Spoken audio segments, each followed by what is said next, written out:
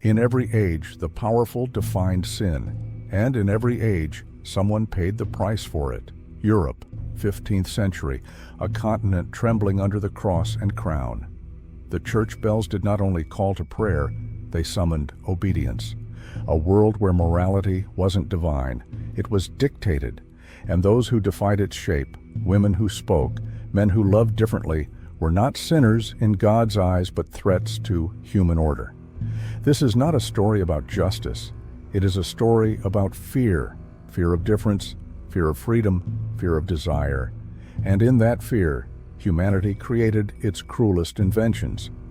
From the 13th century onward, Europe's obsession with purity reached a fevered pitch. The church and state fused into one machinery of moral terror. Every act of pleasure was catalogued. Every thought of rebellion was punishable. And among the countless victims of righteousness, two groups suffered beyond measure: women and homosexual men. Their punishment was not for what they did, but for what they represented: freedom, independence, and the unbearable proof that nature was not as controllable as Scripture claimed. What follows is not a tale of legends or myths. It is history, documented, deliberate, and disturbingly real. If you're a lover of untold histories, consider subscribing, as we've got a lot of untold stories in stock for you. The roots of these punishments trace back to the 12th century, when the Catholic Church consolidated its power through canon law. By 1231, under Pope Gregory IX, the Inquisition was born, a tribunal meant to purify the faith. But purification soon became persecution. Sin was no longer spiritual, it was physical, political, and public, and its targets were anyone who deviated from the ideal, from theology, from gender, from the accepted order of desire. The Malleus Maleficarum, written in 1487 by Heinrich Kramer, declared that women were weaker in faith and more susceptible to evil. Homosexuality, described as sodomy, was branded a crime against nature.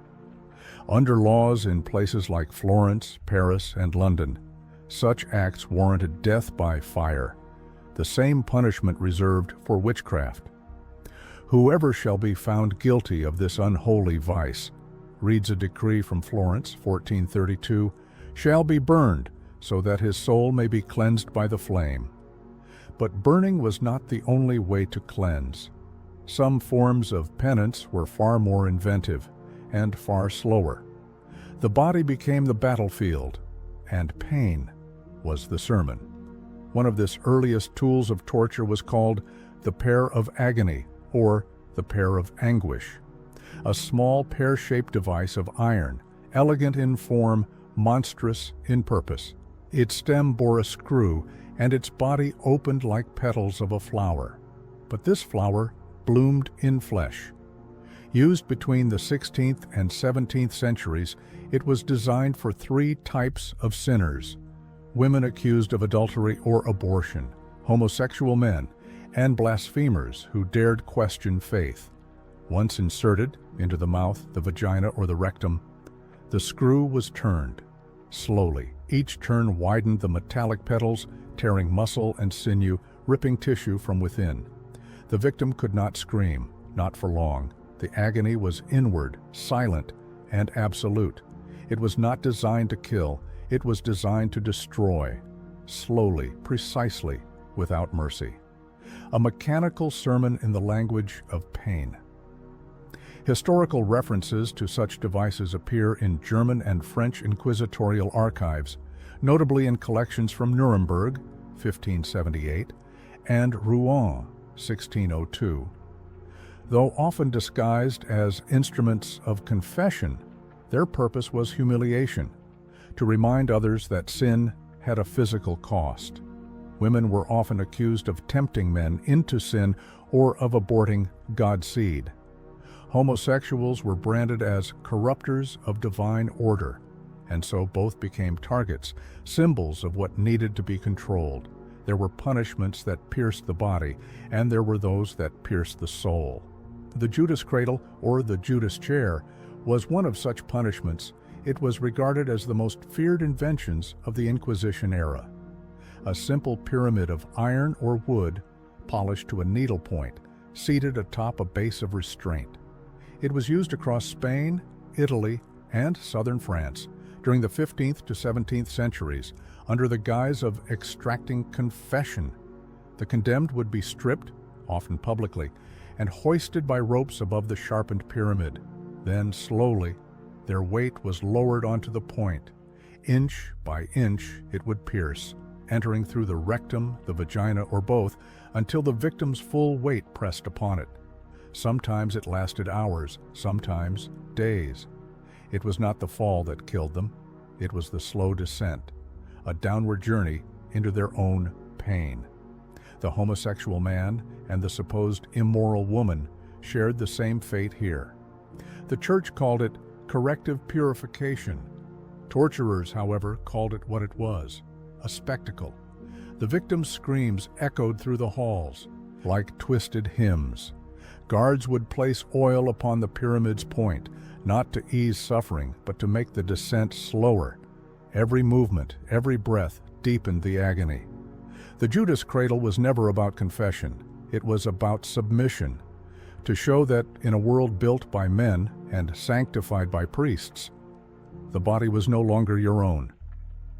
Records from the Spanish Inquisition mention its use on sodomites, men accused of unnatural affection. Women accused of temptation or witchcraft met the same torment, often under the justification of purity restoration. The device's name, Judas, was chosen for a reason.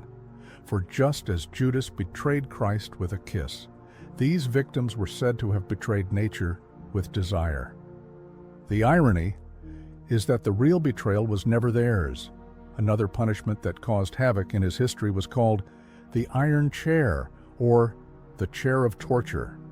Used throughout medieval Europe, notably in Germany, France, and Italy, it was a masterpiece of cruelty.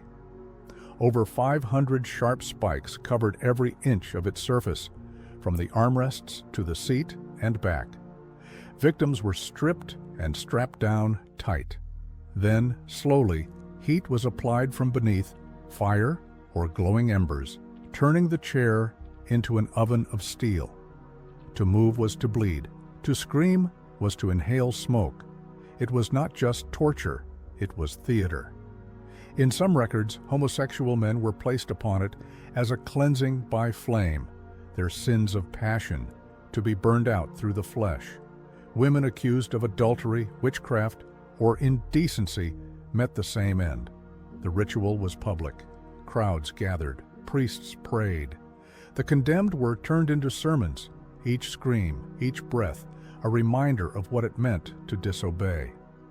By the 18th century, the iron chair began to disappear from use, not because humanity became merciful, but because it found quieter ways to punish.